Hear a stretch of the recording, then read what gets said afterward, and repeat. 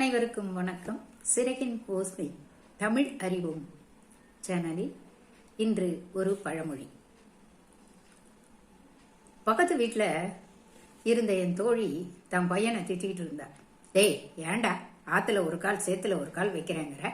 இப்போ உனக்கு பரீட்சை இருக்கு இல்ல, அதுல படிச்சு நல்ல மார்க் வாங்குற வழியை பாரு. அதுக்கு நான் சொன்னேன், என்னம்மா சொல்லிட்டு இருக்க அப்படின்னு. ஆமாக்கா, இவன் என்ன பண்றான் கேளுங்க. இப்ப 12th எக்ஸாம், இப்ப போய் என்ன சொல்றான், நான் கிரிக்கெட் விளையாட போறேங்கிறான். அதுல இப்ப என்ன பண்ண போறான் இவன்? முதல்ல படிப்பு முடிக்கணும்ல அப்படின்னு. நீ சொல்ற பழமொழிக்கு இது அர்த்தம் இல்லம்மா. அப்புறம் என்ன, காலங்காலமா இதைத்தானே சொல்லிட்டு இருக்கோம்.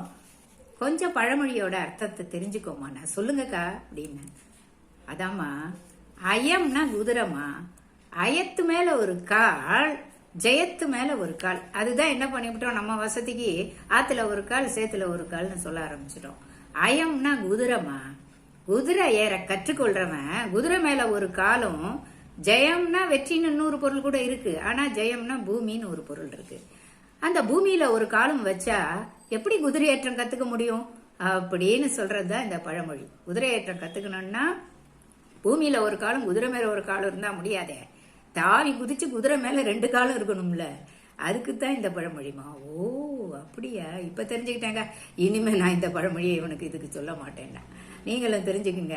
இந்த ஆத்துல ஒரு கால் சேத்துல ஒரு கால் கிடையாது. அயத்து மேல ஒரு கால், ஜெயத்து மேல ஒரு கால் அப்படின்னா பூமின்னு தெரிஞ்சுக்குங்க, குதிரைன்னு தெரிஞ்சுக்குங்க. மீண்டும் அடுத்த பழமொழியோட சந்திப்போமா.